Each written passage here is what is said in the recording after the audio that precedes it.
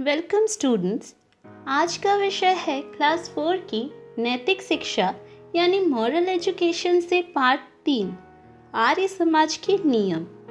पिछले वीडियो में हमने आर्य समाज और उसकी विशेषताओं के बारे में पढ़ा था। आज हम पढ़ेंगे आर्य समाज के मुख्य नियमों के बारे में।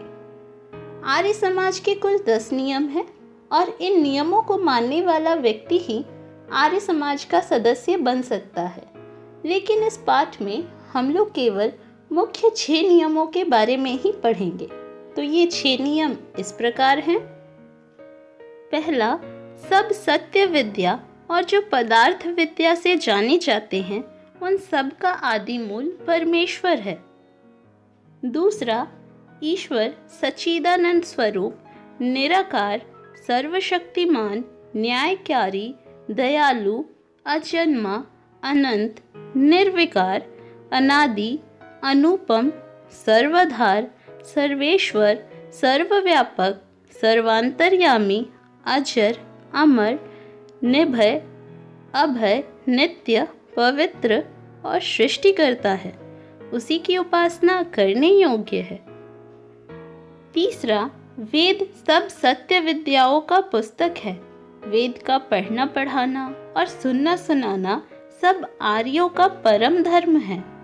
चौथा, सत्य के ग्रहण करने और असत्य के छोड़ने में सर्वथा उद्यत रहना चाहिए। पांचवा, सब काम धर्मानुसार अर्थात सत्य और असत्य को विचार कर ही करने चाहिए।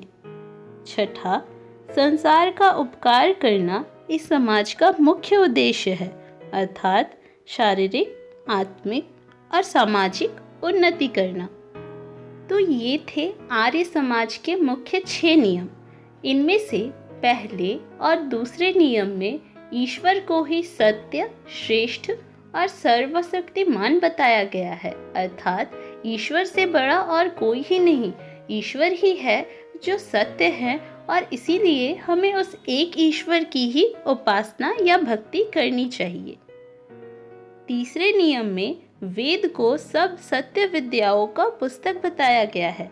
इसका अभिप्राय ये है कि वेद ईश्वरकृत है, अपौरुषेय है, मनुष्यकृत नहीं है, अर्थात वेद का निर्माण किसी मनुष्य नहीं बल्कि खुद ईश्वर ने ही किया है। सृष्टि के आदि में चारों वेदों का ज्ञान अग्नि, वायु, आदित्य और अंगिरा नाम के 4 ऋषियों को खुद ईश्वर ने ही दिया था।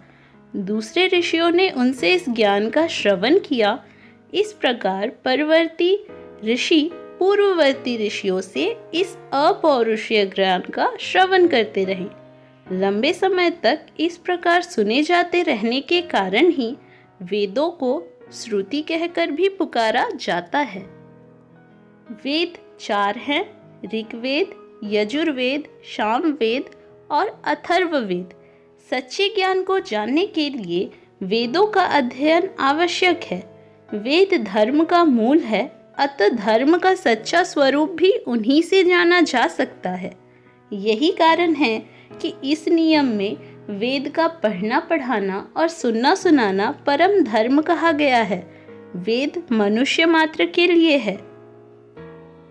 मनुष्य को सत्याग्रही होना चाहिए, दुराग्रही नहीं, अर्थात हर इंसान को हमेशा सच का साथ देना चाहिए। बुद्धि तथा अनुभव के आधार पर पहचानी हुई सच्चाई को स्वीकार करना चाहिए तथा जिन विचारों और सिद्धांतों का खोखलापन प्रकट हो चुका है उन झूठे विचारों और सिद्धांतों को छोड़ने के लिए हमेशा तैयार रहना चाहिए। हृदय में इस खुलेपन को पैदा करना ही चौथे नियम का लक्ष्य है। 5वें नियम के अंतर्गत प्रत्येक कर्म को करते समय हमें ये भी विचार कर लेना चाहिए कि ये कर्म धर्म के अनुकूल है या नहीं, या धर्म के प्रतिकूल है। इस कर्म से अभ्युदय तथा कल्याण होगा या नहीं। वही कर्म करना चाहिए जो धर्म के अनुसार हो और जो लोक हितकारी हो, सत्य की कसौटी पर खरा उतरता हो।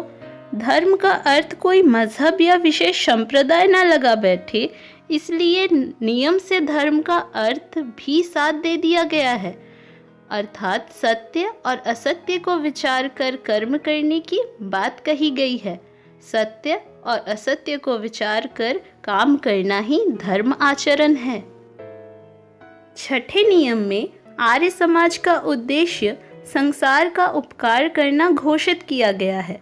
केवल किसी जाति विशेष या देश विशेष का नहीं, ये उपकार तभी संभव है जब इस प्रकार की भावना वाले व्यक्ति अपनी और दूसरे सब लोगों की शारीरिक, आत्मिक और सामाजिक उन्नति के लिए प्रयत्न करे। कमजोर व्यक्ति दूसरों का उपकार नहीं कर पाता। समाज में जो अपना स्तर न बना पाए, उसकी कोई बात नहीं सुनी जाती। अतः संसार का उपकार करने के लिए इन तीनों उन्नति द्वारा अपने को उपकार करने के योग्य बनाना चाहिए। इन तीनों में भी पहले शारीरिक, फिर आत्मिक और उसके बाद सामाजिक उन्नति पर बल देना चाहिए। स्वयं को उन्नति का साधन बनाओ और समस्त संसार की सेवा करके सबकी उन्नति करो। अतः इस पाठ में आर्य समाज के नियमों के माध्यम से ये बताया गया है कि ईश्वर ही श्रेष्ठ और सत्य है।